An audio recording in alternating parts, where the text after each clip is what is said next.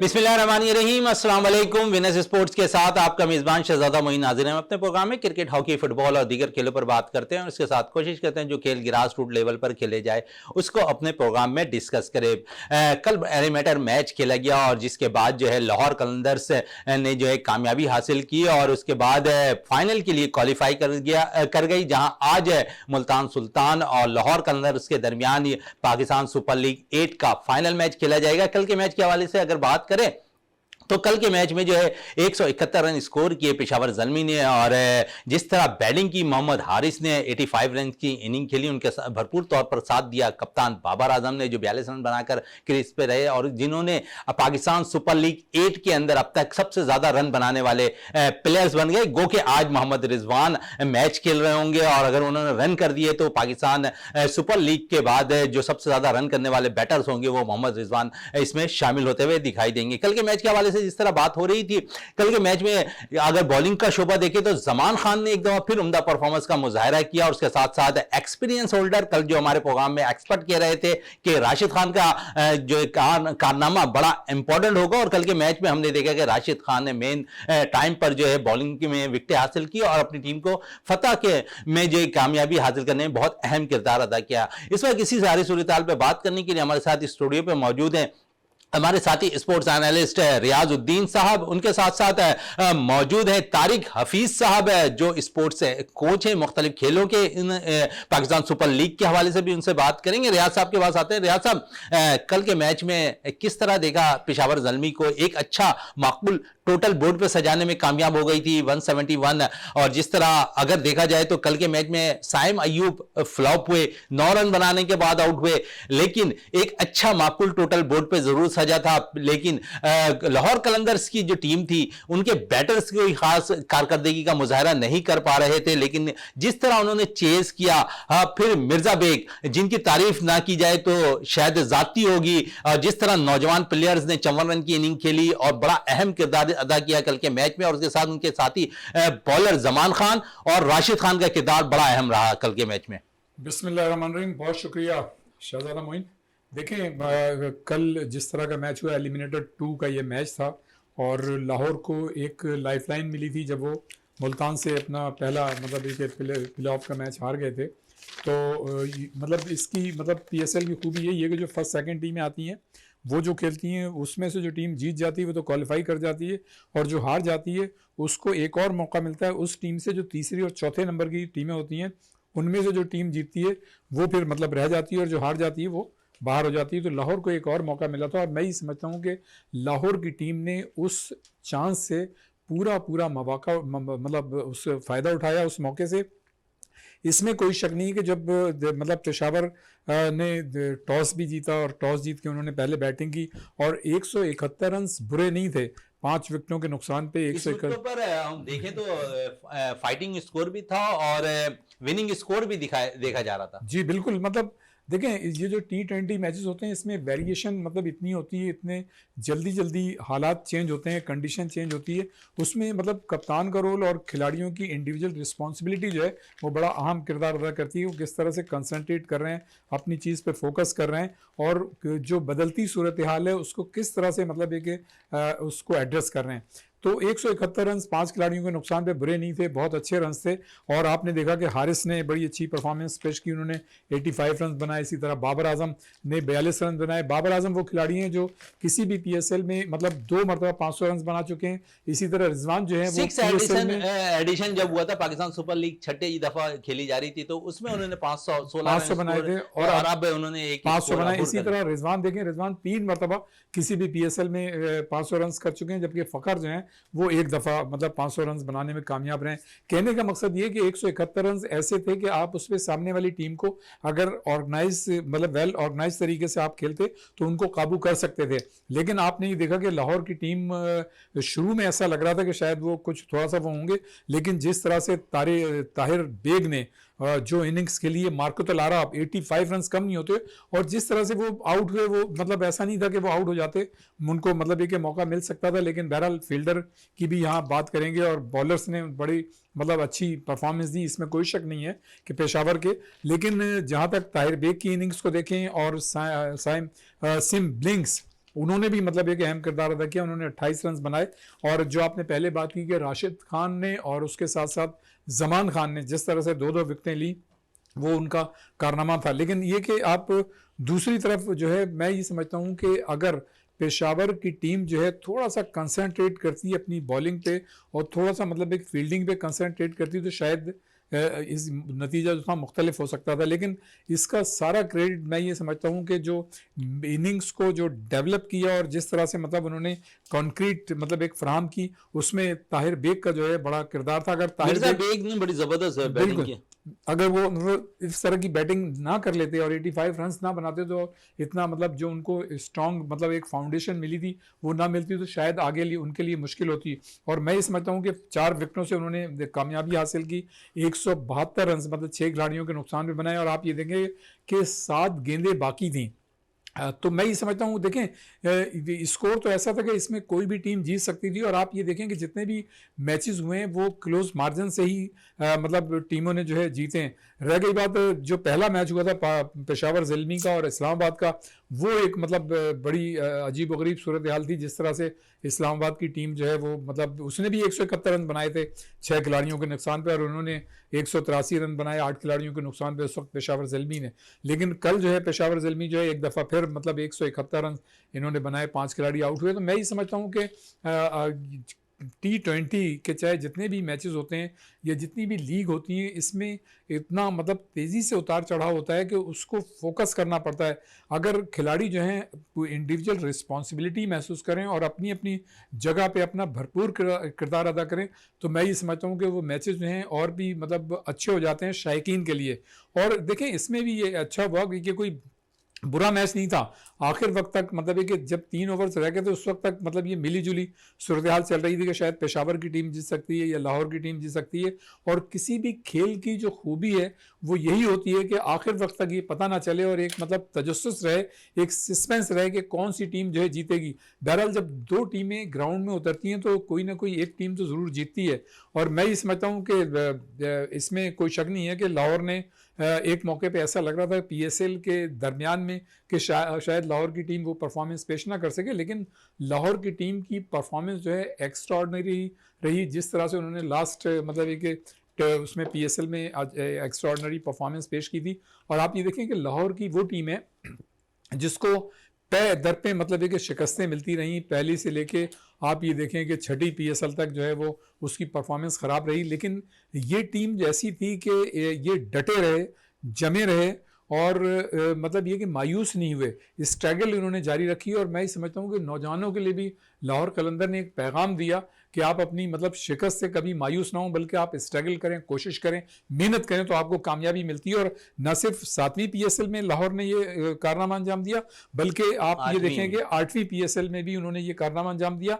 और आज मतलब जैसे कि मुल्तान सुल्तान का और लाहौर का और जो फाइनल होने जा रहा है, तो लाहौर और मुल्तान के दरमियान इससे कबल इसी लीग में 3 मैचेस हुए, तो 2 मैचेस जो है वो लाहौर ने जीते हैं, 1 मैच जो है मुल्तान ने जीता है। तो इसमें थोड़ा सा आज मजा आएगा, यानी कि हाँ। फाइनल में बात कर लेते हैं तारिक हफीज साहब से भी। तारिक साहब कल के मैच के हवाले से क्या कहेंगे? सबसे पहले तो नौजवान बैटर से मोहम्मद हारिस की बात कर लें, जिन्होंने कल बड़ी जबरदस्त बैटिंग का मुजाहरा किया पेशावर ज़ल्मी की जानिब से। और दूसरी तरफ अगर बात करें तो भरपूर तौर पर नौजवान बैटर मिर्जा बेग ने बड़ी जबरदस्त बैटिंग का मुजाहरा किया, 54 रन मुश्किल हालात में खेले, टीम को फतह दिलाई। कैसा देखते हैं मिर्जा बेग को और उसके साथ साथ मोहम्मद हारिस को? शुक्रिया शहजादा मोइन साहब। कल का मैच जो हुआ है तो मुझे थोड़ा सा ये है कि ज़ल्मी ने 171 रन थोड़ा कम है, 20-25 रन अगर और होते तो मुकाबला मज़ीद सख्त हो जाता। वैसे बहुत अच्छा था, 170-80 चल रहे हैं इस पिच के ऊपर 2 मैचों से। तो यकीनन आयस ने इतनी अच्छी इनिंग खेली और बस बाबर के साथ बहुत शानदार पार्टनरशिप थी। बाबर बहरहाल बहुत बड़ा बैट्समैन है, लेकिन इत्तेफाक है कल वो 42 रन पे आउट हो गए। अगर वो थोड़ी और लंबी इनिंग खेल जाते 25-30 तो शायद सूरत हाल और मुख्तलिफ होती।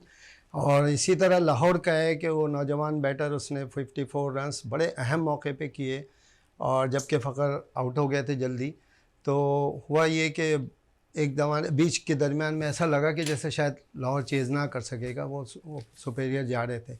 लेकिन बहरहाल बहुत शानदार खेला, उन्होंने हिम्मत नहीं हारी लाहौर ने और आखिर तक मुकाबला करते रहे। और फिर एक वक्त आया कि जी थोड़े से रन रह गए थे 3 ओवर के बाद ही, तो मामला बिल्कुल वन साइडेड हो गया था तकरीबन। अच्छा और तारिक हफीज साहब, वन साइडेड मैच आखिरी में शायद होता हुआ दिखाई दिया। इस पाकिस्तान सुपर लीग 8 के अंदर कैसा देखते हैं कि नौजवान प्लेयर्स हम देखते हैं कि पहली दफा पाकिस्तान सुपर लीग के अंदर उभर कर सामने आए हैं और जिनको बाकायदा तौर पर सिलेक्ट भी किया गया अफगानिस्तान सीरीज के लिए। तो पाकिस्तान की खुशकिस्मती है कि पाकिस्तान के लिए T20 प्लेयर्स जो है बहुत ज्यादा निकल कर आ रहे हैं, या फोकस हमारा जो है T20 क्रिकेट की हद तक रह गया, जहां पर क्रिकेट को चार्मिंग नजर आ रही है, नौजवान क्रिकेटर्स को पैसा नजर आ रहा है। शायद ये वजह तो नहीं है, और दुनिया भर में जो लीग खेली जा रही है इस तरफ खिलाड़ी ज्यादा मुतवज्जो हो गए।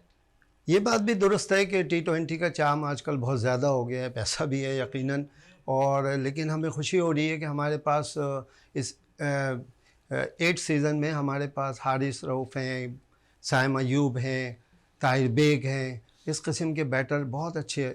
ये आज़म खान है हमारे, इन्होंने बहुत शानदार बैटिंग की पूरे थ्रू आउट इसमें। तो ये बहुत अच्छी बात है कि हमारे पास बैटर आ रहे हैं, वरना तो ज़्यादातर पाकिस्तान में फास्ट बॉलर ही आ रहे होते हैं। उनकी एक लंबी फास्ट बॉलिंग का शोभा देखे तो एहसानुल्लाह हमारे पास एहसानुल्लाह निकल कर आए, इरशाद आ अब्बास आफरीदी निकल के आए, जमान खान हमारे पास निकल कर आए, जमान खान आ गए, जावेद निकल कर आए हैं। तो ये फास्ट बॉलिंग का शोभा भी हमारे पास बहुत भरपूर तौर पर है। भरपूर। बिल्कुल रियाज साहब, थोड़ी देर पहले हफीज साहब कह रहे थे, हफीज साहब के बाबर आजम ऐसे हैं कि कल उन्होंने रन कब कर दिया, लेकिन बाबर आजम के लिए ये जरूर है कि पाकिस्तान सुपर लीग 8 बड़ी खुशकिस्मती की अलामत साबित हुई। 2 साल के बाद उन्होंने पाकिस्तान के लिए सबसे ज्यादा सुपर लीग में रन करते हुए अब तक के वो खिलाड़ी बन चुके हैं। और दूसरी तरफ अगर बात करें तो पाकिस्तान सुपर लीग 8 के अंदर उन्होंने जो है अपने स्ट्राइक रेट को बहुत बेहतर किया। जो उन पे तनकीद हुआ करती थी वो तनकीद से शायद वो पीछा छुड़ाते हुए नजर आ रहे हैं। इसमें क्रेडिट आप साइम अयूब को देते नजर आएंगे या मोहम्मद हारिस को? देखें, साइम अयूब भी और हारिस भी दोनों ही, मतलब ये कि जिस तरह से उन्होंने खेले हैं मतलब मैचेस, और जिस तरह से उन्होंने अपनी एक्सपर्टीज़ शो की हैं, अपनी स्किल्स शो की हैं, तो उस पर बाबर आजम ज़ाहिर है। बाबर आजम भी मतलब दुनिया क्रिकेट के एक मायनाज बैटर हैं, ICC से वो अवार्ड ले चुके हैं, और मतलब ये कि ज़ाहिर है टीम के कप्तान भी हैं। ये और बात है कि लगता ऐसा है कि चूँकि वो तीनों फॉर्मेट की कप्तानी कर रहे हैं, तो उसकी वजह से उनकी परफॉर्मेंस जो है वो मुतासिर हो रही थी, और वो जो स्ट्राइक रेट होना चाहिए था वो नहीं था। लेकिन मैं ये समझता हूँ कि उन्होंने शायद हारिस को और साइम अयूब को देख के जो है उनमें एक एनर्जी पैदा हुई और उन्होंने स्ट्राइक रेट भी बेहतर किया। लेकिन अब उसके बावजूद भी उन पर ये क्रिटिसिज्म आ रहा है कि वो फिनिशिंग की तरफ लेके नहीं जाते टीम को, तो ये एक अलग मसला है। लेकिन मैं ये समझता हूँ कि राशिद खान इस लिहाज से खुशकिस्मत है कि राशिद खान ने बाबर आजम को 6ठी मरतबा जो है वो पेवेलियन की जानिब भेजा है। तो राशिद खान ने कल भी 2 विकेटें ली, तो ये जो है उनका जो मैच चल अच्छा, रहा है। ये समझ रहे हैं कि अफगानिस्तान सीरीज के लिए जो है राशिद खान है, बाबर आजम नहीं खेले तो राशिद खान के लिए खुशकिस्मती को दीगर बैटर्स को आसानी से आउट कर लेंगे, या बाबर आजम उनका एम था? देखें बाबर आजम एक बहुत बड़ा प्लेयर है। अगर बाबर आजम जैसे टीम में होते अफगानिस्तान की, तो राशिद खान ज़्यादा खुश होते कि यार ये मैं तो इनको इतनी बड़ा शिकार कर चुका हूँ, ये मेरी गेंद को समझता नहीं है, तो ये आउट हो जाएगा।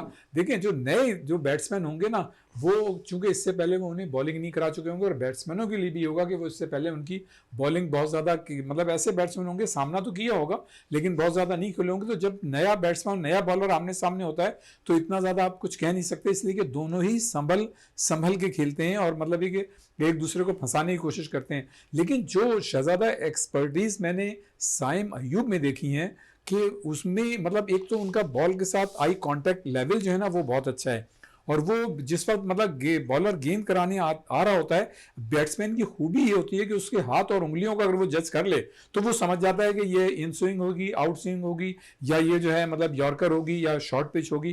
तो ये जो है उनमें बड़ी मतलब स्किल्स और एक्सपर्टीज हैं कि वो मतलब बॉलर के एक्शन को देख के बहुत कम वक्त में अपने फुट वर्क को एडजस्ट करते हैं। उन्हें ये पता है कि इस गेंद पे उनको बैक फुट पे जाना है या उन्हें जो है बाहर क्रीज से निकलना है, उन्हें किस तरह से मतलब एक्ट करना चाहिए। तो मैं समझता हूँ कि साइम अयूब की जो है स्किल्स बड़ी मतलब ये कि शानदार हैं, और वो उन्होंने जाहिर है आप ये देखें कि विकेट के चारों जानिब उनको स्ट्रोक खेलने की महारत हासिल है। जो एक अच्छा बैट्समैन होता है उसकी खूबी ये होती है, एक तो उसका फुटवर्क अच्छा हो, उसकी आई कांटेक्ट लेवल गेंद के साथ अच्छा हो, और वो जो है मतलब ग्राउंड के चारों तरफ अपनी इस बेहतर स्किल्स के जरिए स्ट्रोक खेलने की सलाहियत रखता हो। तो ये चीज़ हमने देखी साइम अयूब में। अच्छा, जब आजम खान की बात हुई, मैं समझता हूँ कि आजम खान ने भी अपनी स्किल्स को बड़ा इंप्रूव किया है। गो कि वो अभी मतलब जो मैच हुआ था उसमें वो ट्रैप हो गए जो पेशावर के साथ हुआ था इससे पहले मैच, जो उनकी विकेट निकल गई, 1-2 रन ही उन्होंने बनाए थे। लेकिन ऑन द होल अगर आप मतलब आजम खान को देखें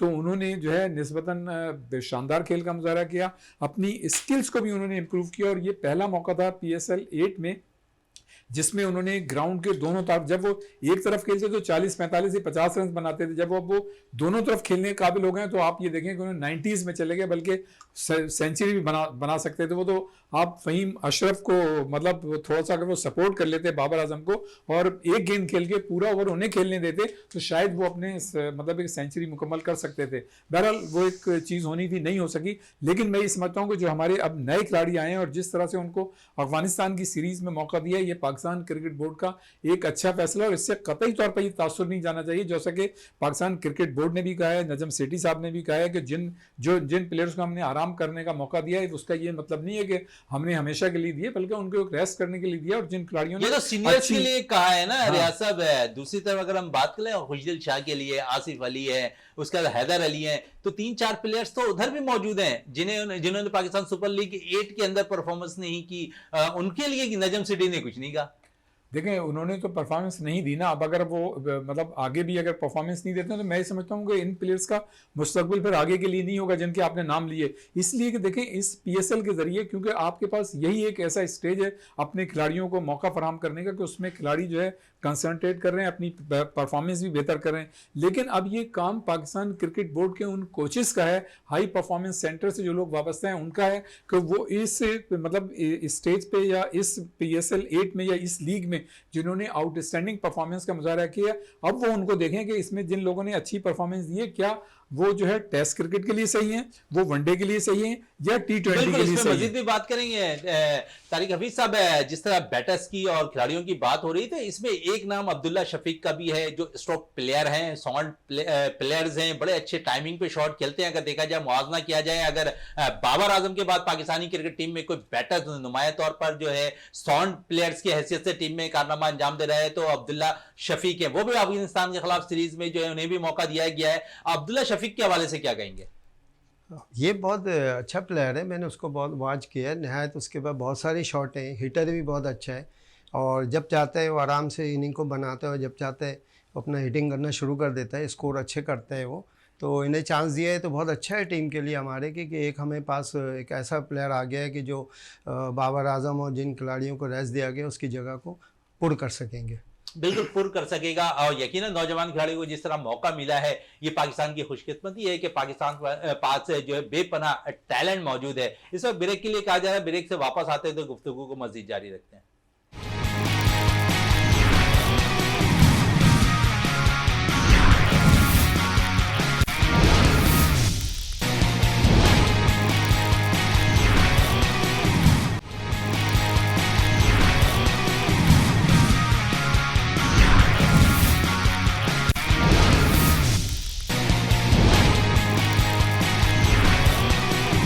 वक्फे से पहले जिस तरह बात हो रही थी पाकिस्तान सुपर लीग 8 के हवाले से, कल के मैच के हवाले से और आज जो मैच होना है इस हवाले से, तो इस वक्त हमें इंग्लैंड से ज्वाइन कर लिया है स्पोर्ट्स एनालिस्ट मोहसिन मेहदी ने। उनसे भी बात कर लेते हैं कल के मैच के हवाले से। जिस तरह कल के मैच में कामयाबी हासिल की है लाहौर कलंदर्स ने 4 विकेटों से।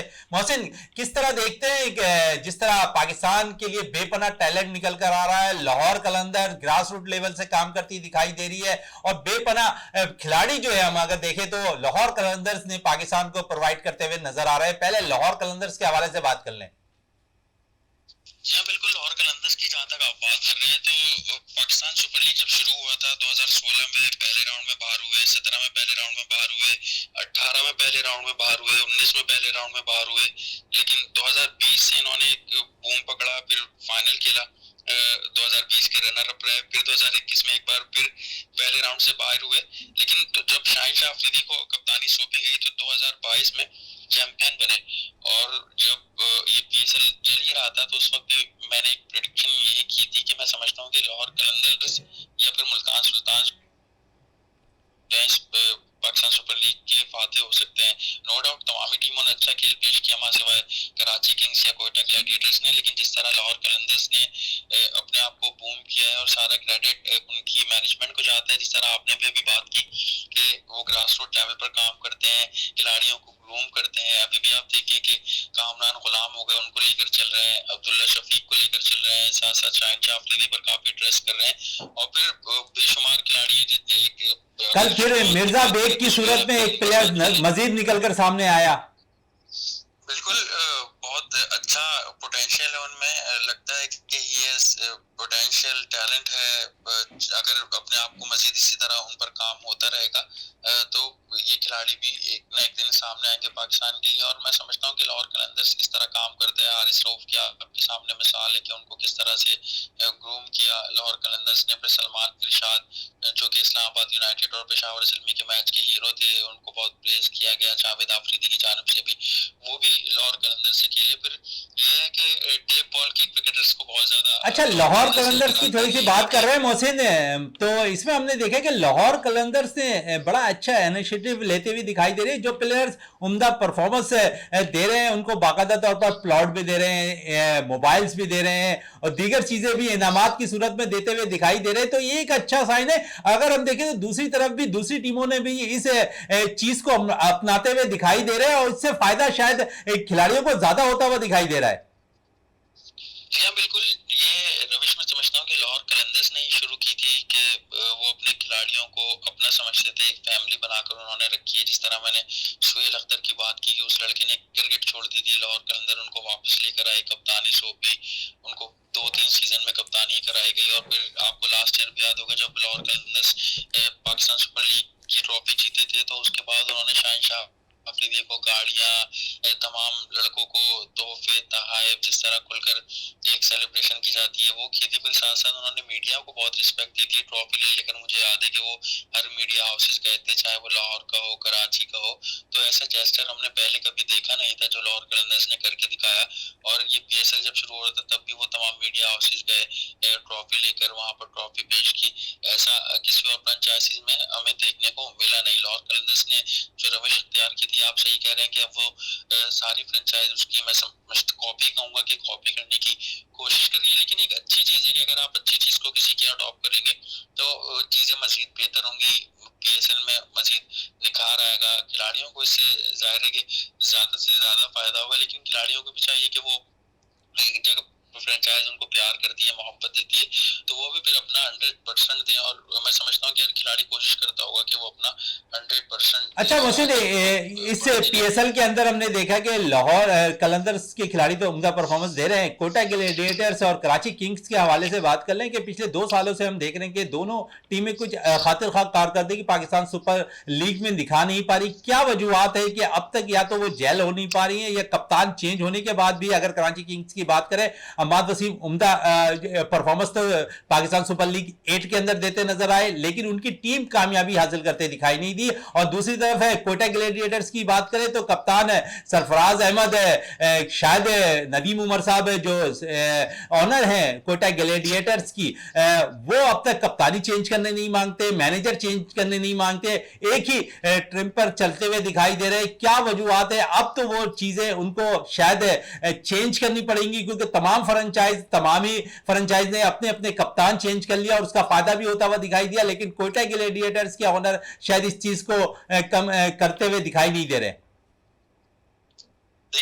मैं समझता हूँ कि कोयटा ग्लैडिएटर्स के ओनर नदीम उमर साहब को भी अभी बात समझ जानी चाहिए। वो समझ गए होंगे चेंज जरूरी होता है ना जिंदगी में, मतलब सभी करते हैं चेंज से मुराद कोई आगे बढ़ने के लिए जॉब चेंज करता है, कोई हिजरत करने के लिए घर चेंज करता है, उसमें कहा ही जाता है कि बरकत वगैरह होती है। लेकिन सीन ये है कि चेंज जरूरी है कि अगर जब आप देख रहे हैं कि आपका कप्तान भी परफॉर्म नहीं कर पा रहा, वो स्ट्रगल कर रहा है, तो आप मे भी इस तरह मोइन खान ने भी ये बात कही कि या तो सरफराज अहमद को कुछ सोचना चाहिए कि अगर वो नहीं परफॉर्म कर पा रहे तो या तो वो किसी यंगस्टर्स को चांस दे दें या फिर अपना नंबर चेंज करके प्रॉपर ओपनर आए। क्योंकि आपका जो कॉम्पिटिटर है जिससे आपको कम्पीट किया जाता है वो मोहम्मद रिजवान है, वो ऊपर आते हैं रन्स करते हैं, पावर प्ले का फायदा उठाते हैं। सरफराज अहमद वगैरह नो डाउट अच्छे खिलाड़ी हैं, परफॉर्म किया। मोहसिन, आज के मैच पे थोड़ी सी बात कर ले, बड़ा टाकरा होने जा रहा है आज लाहौर कलंदर्स और मुल्तान सुल्तान के दरमियान। किसको फेवरेट समझते हैं? टाइटल किसके नाम आज लिखा जाना है?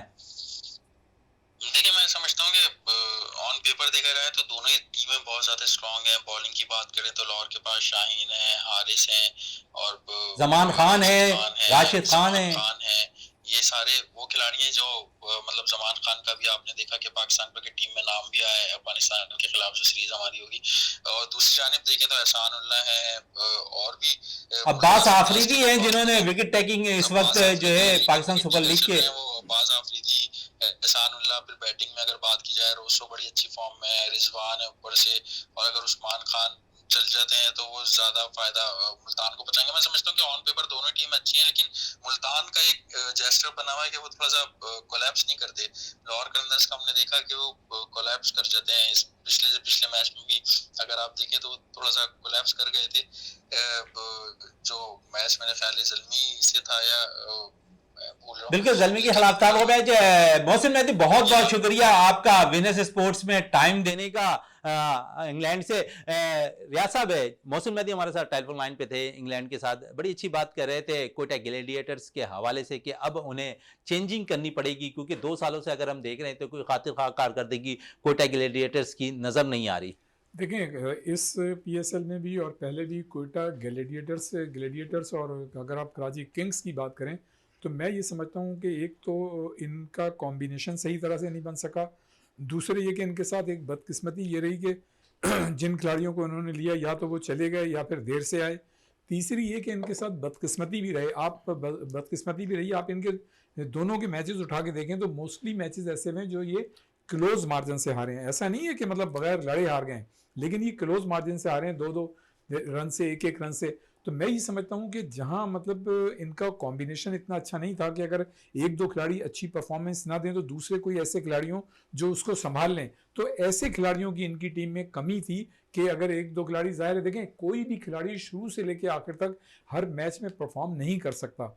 कोई चाहे वो बॉलर हो चाहे वो बैटर हो, किसी को भी उठा के देख लें, ऑन एंड ऑफ मतलब ये कि खिलाड़ी चंद ऐसे होते हैं जो वो एक आध मैच के बाद कंटिन्यू अच्छी परफॉर्मेंस करते रहते हैं, एक आध में नहीं कर पाते फिर कर देते हैं, तो एक उनका एक इमेज बन जाता है कि ये खिलाड़ी जो है परफॉर्मर हैं, अच्छी परफॉर्मेंस देते हैं। तो इस तरह के खिलाड़ियों की जो मैं ये बात कर रहा हूँ, इस तरह के खिलाड़ियों की इन दोनों टीमों में कमी थी कि कोई ऐसे खिलाड़ी नहीं थे कि जो कंटिन्यूसली मतलब है कि ऑन एंड ऑफ अच्छी परफॉर्मेंस का मुजाहरा करते। फिर ये कि कॉम्बिनेशन देखें, इनके जो फ्रेंचाइज हैं, जो मालिकान है, वो ज़्यादा बेहतर समझते हैं, और जिस वक्त ये टीम के ड्राफ्टिंग हो रही होती है तो उस वक्त उन्हें भी पता होता होगा कि भाई किन खिलाड़ियों को लेना है किन को नहीं, तो वो अपनी पूरी बेस्ट कोशिश करते होंगे, एफर्ट्स उनकी होती होंगी कि वो अच्छे खिलाड़ियों को लें। लेकिन बाज़ औक़ात ऐसा होता है कि अच्छे खिलाड़ी उनके हाथ से निकल जाते हैं, वो कोई दूसरे खिलाड़ी उनको ले लेते हैं, तो ये इसमें एक किस्मत का भी दखल है।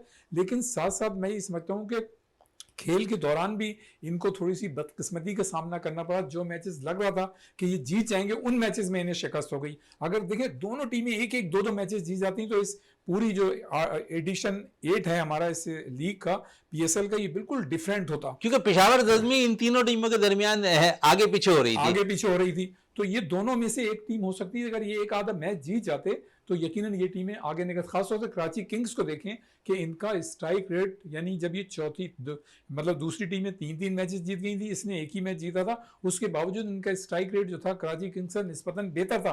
पॉइंट्स भी कम थे, मतलब शिकस्त भी ज़्यादा थी, लेकिन रन रेट इनका ज़्यादा अच्छा था। तो मैं ये समझता हूँ कि जहाँ इनके खिलाड़ियों ने अच्छी परफॉर्मेंस पेश नहीं की, वहाँ इनके साथ बदकिस्मती भी रही। और जो आपने एक पॉइंट रेस किया और जो जिसपे मोहसिन ने भी बात की कि जहाँ तक बात है सरफराज की, तो सरफराज मैं समझता हूँ कि गो के पाकिस्तान क्रिकेट बोर्ड की सिलेक्शन कमेटी ने गुज़श्ता साल में उनके साथ ज़्यादती की, लेकिन मैं समझता हूँ खुद भी उन्होंने अपने साथ ज़्यादती की। अगर आप पिछली पीएसएल में चले जाएं, अगर वो अपना मतलब बैटिंग ऑर्डर चेंज करते, कुछ थोड़ी सी वेरिएशन लेके आते, अपने आप को ऊपर लेके आते, तो आप रन्स मतलब कि फ्रंट फुट पे आके खेलते, आप अपने आप को साबित करते कि हाँ मैं रन्स बना रहा हूँ, मैं ऐसा प्लेयर हूँ। लेकिन आपकी रेपुटेशन तो अच्छी थी, गो के पाकिस्तान क्रिकेट बोर्ड के सिलेक्शन कमेटी ने आपके साथ ज्यादती की थी, लेकिन पीएसएल का जो एक प्लेटफॉर्म था उससे आपने फायदा नहीं उठाया, जिसकी वजह से आप मतलब परफॉर्मेंस भी नहीं दे सके। और अब तो आपकी ऐसी परफॉर्मेंस है कि उसको बेहतर बनाने के लिए अब आपके पास कोई चारा नहीं है। मोइन खान ने भी ये कह दिया कि मतलब उनको जो है अपने उस पर नजरसानी करनी चाहिए, गौर करना चाहिए। तो मैं ये समझता हूँ कि उनके लिए बेहतर यही होगा, एक लफ्ज और कहूंगा, उनके लिए बेहतर ये होगा सरफराज के लिए कि वो पीएसएल की कप्तानी करते हैं या नहीं करते, लेकिन उनको टेस्ट मैच पे थोड़ा सा कंसंट्रेट करना चाहिए और टेस्ट मैचेस के जो फॉर्मेट है उसको देखते हुए अपनी परफॉर्मेंस को बेहतर बनाना चाहिए, ताकि वहां 2-4 साल क्रिकेट वो और खेल सके। बिल्कुल क्रिकेट खेल सके। तारिक हफीज साहब, सरफराज की बात हो रही है तो थोड़ी सरफराज की मजीद भी बात कर लेते हैं। कोटा ग्लैडिएटर्स की फ्रेंचाइज कप्तान नामजद करती है सरफराज अहमद को। अगर हम देखें सरफराज अहमद की कारकर्दगी के हवाले से, तो आपको ऐसा लगता है कि अगर सरफराज अहमद को कोटा ग्लैडिएटर्स की फ्रेंचाइज पिक ना करे तो दीगर जो टीमें हैं समझते हैं कि वो पिक कर लेगी? मुझे तो जहाँ तक मेरी राय है कि मुझे तो मुश्किल लगता है, लेकिन जैसा कि रियाजुद्दीन साहब ने कहा कि सरफराज को अपनी परफॉर्मेंस पे तवज्जो देनी चाहिए, क्योंकि आप देखें कैप्टन तो बहुत अच्छे हैं, बहुत मेहनत करते हैं। बिल्कुल तारिक साहब, इस पर मजीद भी बात करेंगे। इस वक्त ब्रेक के लिए कहा जा रहा है, ब्रेक से वापस आते हैं तो गुफ्तगू को मजीद जारी रखते हैं।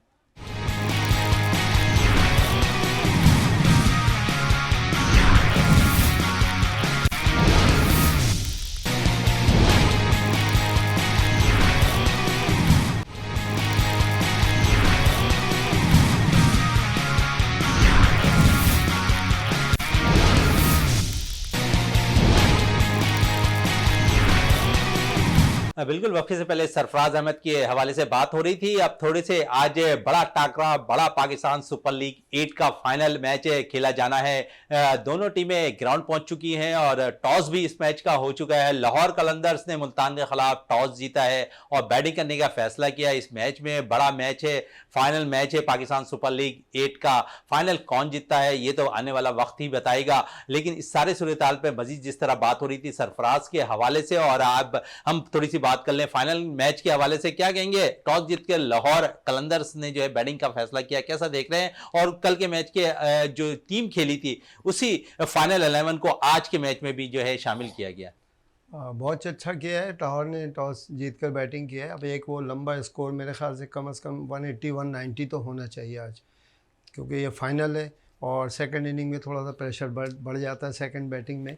तो 180 या 190 हो गए तो लाहौर के चांस बहुत अच्छे हैं, इसलिए कि लाहौर के पास बॉलर माशाल्लाह बहुत ज़बरदस्त है। शाहीन आफरीदी है, मान है, हारिस रऊफ़ है, राशिद खान है, तो इनकी बॉलिंग साइड बहुत स्ट्रॉन्ग है। बॉलिंग साइड स्ट्रॉन्ग है। रियाज साहब, क्या कहेंगे लाहौर का टॉस जीतकर बैटिंग का फैसला, कैसा देखते हैं लाहौर कलंदर्स को? क्योंकि स्ट्रॉन्ग इनके पास बॉलिंग है। अगर 170 180 इस विकेट पर करने में कामयाब हो जाते हैं तो अब तक देखा जा रहा है इस विकेट पर कामयाब स्कोर भी कहा जा रहा है। बॉलिंग स्टैंड मजबूत है लाहौर कलंदर्स की।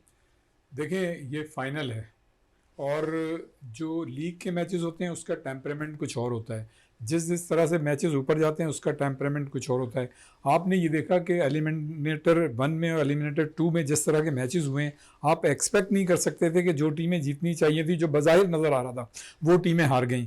और मतलब जिस टीम ने थोड़ी सी स्ट्रगल की, अपने हवास मतलब काबू में रखे, हवास उनके भागता नहीं में, वो जीत गए। तो अब ये जो फाइनल होगा, देखें टॉस जो है वो तो बड़ा वाइटल रोल अदा करता है, और अगर उसने टॉस जीत लिया है तो मतलब एक प्लस पॉइंट है उनके साथ, मतलब उनके पास आ गया है लाहौर के पास। अब आप ये देखें कि अगर अगर जनरली आप देखें तो लाहौर ने इसी लीग के दौरान 2-3 मैचेस हुए हैं मुल्तान और लाहौर के दरमियान, तो मुल्तान ने 1 मैच जीता है और लाहौर की टीम 2 मैच जीत चुकी है। तो इसका मतलब एक साइकोलॉजिकल उनको बर्तरी हासिल होगी। फिर ये कि लाहौर ने आज टॉस भी जीत लिया और इतना बड़ा फाइनल है, आप पहले से कोई प्रेडिक्ट तो नहीं कर सकते कि कौन सी टीम जीतेगी। ये तो देखें जितनी मतलब तेज़ी से इसमें T20 जो मैच है इसमें क्रिकेट की तरह रंग बदलता है, सिचुएशन और वेरिएशन मतलब चेंज होती रहती है। इसमें सारा मतलब ये कि इंडिविजुअल रिस्पॉन्सिबिलिटी का खेल होता है और कप्तान की स्मार्टनेस का होता है कि कप्तान जो है ग्राउंड के अंदर जो सिचुएशन चेंज हो रही है उसके लिहाज से मतलब वो किस तरह से अपने मतलब वहाँ पे एक्शन लेता है, किस तरह से वो अपने मतलब ये कि सूरत हाल देख के अपने बैट्समैनों को भेजता है, किन बॉलर्स को किन बैटर्स के अगेंस्ट वो लेके आता है, उसकी फील्ड प्लेसिंग कैसी होती है, और अगर मतलब ये कि जो सिचुएशन चेंज होती है उसको सही तरह से वो एडजस्ट कर रहा होता है या नहीं कर रहा होता है। तो इसमें आज देख कप्तान का जो रोल है ग्राउंड के अंदर, वो मैं कहता हूँ बड़ा इंपॉर्टेंट है। फिर लेकिन दूसरी तरफ रियाज साहब, एहसानुल्लाह और उसके साथ अब्बास आफरीदी, जो जोड़ है दोनों का, जिस तरह विकेटें पाकिस्तान सुपर लीग 8 के अंदर दोनों कामयाब तरीन बॉलर्स के रूप में सामने आए हैं, तो प्रेशर तो लाहौर कलंदर्स पे भी होगा। देखिए, वही मैंने जैसे पहले अर्ज़ किया कि इतना बड़ा जो फाइनल मैच होता है ना, इसका टेम्परामेंट जो है बिल्कुल मुख्तलिफ होता है। और जब खिलाड़ी ग्राउंड में उतरेंगे, हाँ, बाज़ औक़ात आपने देखा कि इतने बड़े मैचेस में हम पैसे पहले से ही कह देते हैं कि फ़लाँ टीम जीतेगी, लेकिन जो मतलब जिस सूरत हाल का सामना, जो कंडीशन, जो माहौल होता है, उसमें वो टीम जो है उस तरह की परफॉर्मेंस नहीं दे पाती। तो ये खालिसतन मतलब एक आप ये समझ लें कि नर्व्स का खेल होता है फाइनल में आके। जो मतलब टीम और जो खिलाड़ी मतलब एक सेंसिटिव सिचुएशन में अपने हवास को काबू में रखती है, वही टीम जो है जीतने में कामयाब होती है। क्या और आपने टारगेट सेट कर दे लाहौर कलंदर जो मुल्तान सुल्तान के लिए मुश्किलात का सामना करना पड़े? ये तो तय है कि जितना भी स्कोर बन जाए वो अच्छा है। आपने देखा कि इसी पीएसएल के दौरान गुज़िश्ता मैचेस में 240 रन भी हुए हैं, उससे ज़्यादा भी हुए, 263 रन भी हुए, 263 रन भी हुए इसी पीएसएल में, लेकिन वो विकेटों की बात होती है। अब रह गई बात यहाँ पे तो देखिए मैं समझता हूँ कि 200 भी हो जाए, 210 भी हो जाए, लेकिन इस विकेट पे आप मैक्सिमम जो है 180 190 तक का स्कोर हो तारिक सकता साहब है। कितने रन सेट करना चाहिए इस विकेट पे लाहौर कलंदर्स को? जैसा कि रियाजुद्दीन साहब ने कहा कि 200 भी कम है, 210 भी कम है। जाहिर सी बात है, फाइनल मैच है, इसमें दोनों टीम पर प्रेशर होगा, और जो भी प्रेशर को बर्दाश्त कर लिया जिस टीम ने, और कप्तान पर यकीनन प्रेशर होगा, और दोनों में से जिसने प्रेशर बर्दाश्त कर लिया वही कामयाबी वही कामयाब होगा। बड़ा मेन किरदार आज अदा करेंगे उस्मान खान, बड़ी ज़बरदस्त परफॉर्म करते नजर आए हैं, मुल्तान सुल्तान की जानिब से सेंचुरी भी स्कोर कर चुके हैं, और उनका साथ मोहम्मद रिजवान भी देते हुए नजर आएंगे। कैसा देखेंगे आज उस्मान खान की इनिंग? बड़ा वाइटल रोल अदा कर सकती है मुल्तान सुल्तान के लिए। उस्मान खान हो गए, साइम अयूब हो गए, एहसान उल्लाह हो गए, और एक दो प्लेयर्स और थे, आज़म खान ने फिर एक मरतबा अच्छी, ये दरियाफ्त हैं इस पीएसएल की। और आपने जो अभी इंट्रो में जो प्रोग्राम में बात हो रही थी कि आप ये देखें कि जितने इससे पहले जो पीएसएल होती रही हैं उसमें इतने प्लेयर्स सामने नहीं आए जितने इस बिल्कुल PSL में रियाज सामने साहब, आए इस पे किसी और प्रोग्राम में अब डिस्कस करेंगे, टाइम कम है। तारिक साहब है, आपका बहुत बहुत शुक्रिया। रियाजुद्दीन साहब, आपका बहुत बहुत शुक्रिया। प्रोग्राम का अख्ताम करते हैं इस दुआ के साथ कि पाकिस्तान में खेल और खिलाड़ी तरक्की करते रहें और पाकिस्तान का सबसे लाली परचम दुनिया भर में रोशन रहे। इसी के साथ अपने मेज़बान शहजादा मोइन को इजाज़त दें। पाकिस्तान जिंदाबाद।